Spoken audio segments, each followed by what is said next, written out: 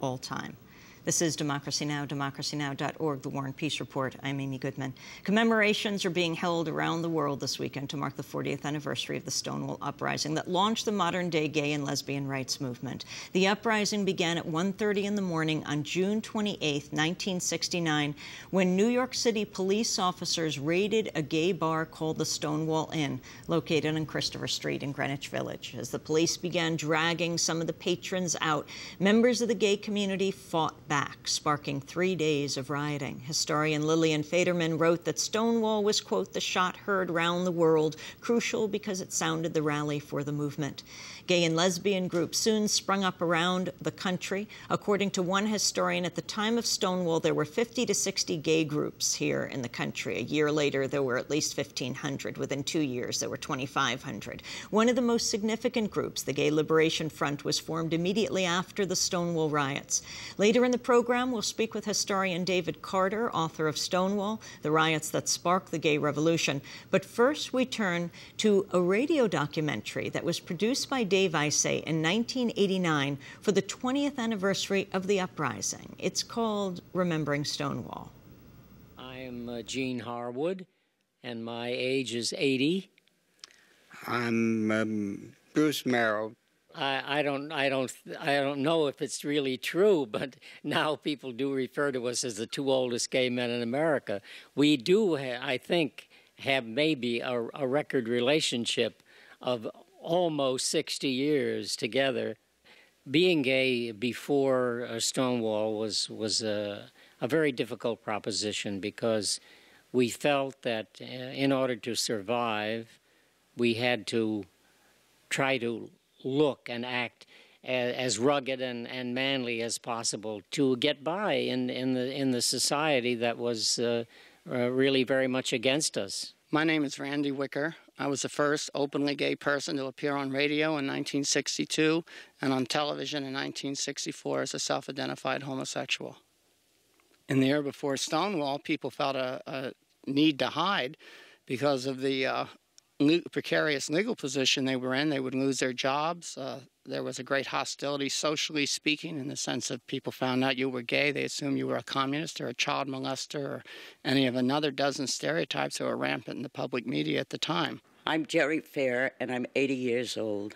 I started a gay lifestyle in 1948 when I was around 39 or 40. At that time, if there was even a suspicion that you were a lesbian, you were fired from your job, and you were in such a position of disgrace that you slunk out without saying goodbye even to the people that liked you and you liked. Never even bothered to clean your desk. You just disappeared.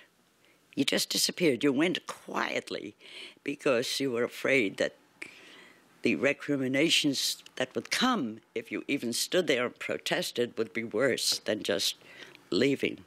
My name is Sylvia Rivera. My name before that was Ray Rivera until I started dressing in drag in 1961. The era before Stonewall was a hard era. There was always the gay bashings on the drag queens by heterosexual men, women, and the police. We learned to live with it because it was part of the lifestyle at that time, I guess. But none of us were very happy about it. My name is Seymour Pine. In 1968, I was assigned as Deputy Inspector in charge of public morals in the 1st Division in the Police Department, which covered the Greenwich Village area. It was the duty of public morals to enforce all laws concerning vice and gambling, including prostitution, narcotics, and laws and regulations concerning homosexuality. The part of the penal code which applied to drag queens was Section 240.35, Section 4. Being masked or in any manner disguised by unusual or unnatural attire or facial alteration, loiters, remains, or congregates in a public place with other persons. At that time, we lived at the Arista Hotel accept that such conduct... We sit around, just try to figure out when this harassment would come to an end. And we would always dream that one day it would come to an end. And we prayed and we looked for it. We wanted to be human beings. On Friday evening, June 27, 1969, at about 11:45, 8 officers from New York City's Public Morals Squad loaded into 4 unmarked police cars and headed to the Stonewall Inn here at 7th Avenue and Christopher Street. The local precinct had just received a new commanding officer, who kicked off his tenure by initiating a series of raids on gay bars. The Stonewall was an inviting target. Operated by the Gambino crime family without a liquor license, the dance bar drew a crowd of drag queens, hustlers, and minors. A number of the bar's patrons had spent the early part of the day outside the Frank Campbell Funeral Home, where Judy Garland's funeral was held. She had died the Sunday before.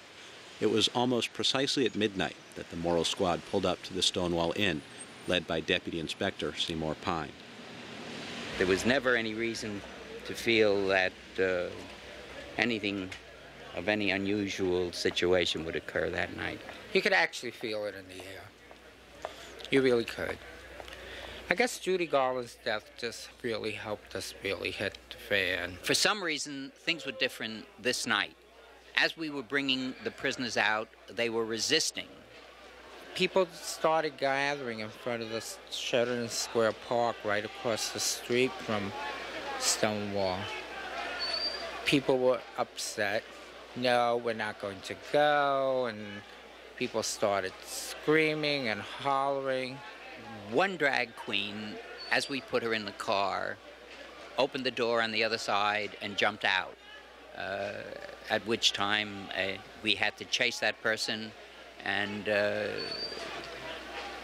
he was caught, put back into the car. He made another attempt to get out the other door, and at that point we had to handcuff the person. From this point on, things really began to get crazy. My name is Robert Rivera, and my nickname is Birdie, and I've been cross-dressing all of my life. I remember the night of the riots. The police were escorting the queens out of the bar and into the paddy wagon. And there was this one particularly outrageously beautiful queen with stacks and stacks of Elizabeth Taylor style hair. And she was asking them not to push her. And they continued to push her, and she turned around and she mashed the cop with her high heel. She knocked him down, and then she proceeded to frisk him for the keys to the handcuffs that were on him. She got them, and she undid herself and passed them to another queen that was behind her. Well, that's when all hell broke loose at that point. And then we had to get back into the Stonewall. My name is Martin Boyce, and in 1969, I was a drag queen known as Miss Martin. I remember on that night, when we saw the riot police, all of us drag queens, we linked arms like the Rockettes and sang the song we used to sing. We are the village girls.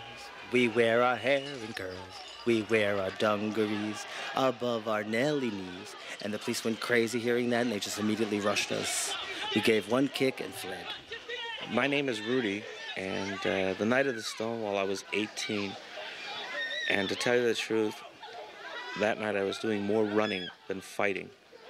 I remember looking back from 10th Street, and there on Waverly Street, there was a police, I believe, on his cop, and on his stomach in his tactical uniform and his helmet and everything else, with a drag queen straddling him. She was beating the hell out of him with her shoe. Whether it was a high heel or not, I don't know. But she was beating the hell out of him. It was hysterical. Yeah. My name is Mama Jean. I'm a lesbian. I remember on that night, I was in a gay bar, a women's bar called Cookies. We were coming out of the gay bar, going toward 8th Street. And that's when we saw everything happen, blasting away, people getting beat up, police coming from every direction, hitting women as well as men with their nightsticks, gay men running down the street with blood all over their face, We decided right then and there whether we were scared or not. We didn't think about it. We just jumped in. Here, this queen is going completely bananas, you know, jumping and hitting the windshield. And next thing you know, the taxi cab was being turned over, other cars were being turned over, windows were shattering all over the place, fires were burning around the place. It was beautiful. It really was. It was really beautiful. I remember one cop coming at me, hitting me with the nightstick in the back of my legs. I broke loose and I went after him. I grabbed his nightstick. My girlfriend went behind him. She was a strong Southerner gun. I wanted him to feel the same pain I felt. And I kept on saying to him, how do you like the pain? Do you like it? Do you like it? And I kept on hitting him and hitting him. I was angry. I wanted to kill him. At that particular minute, I wanted to kill him. I wanted to do every destructive thing that I could think of at that time to hurt anyone that had hurt us through the years. It's like just when you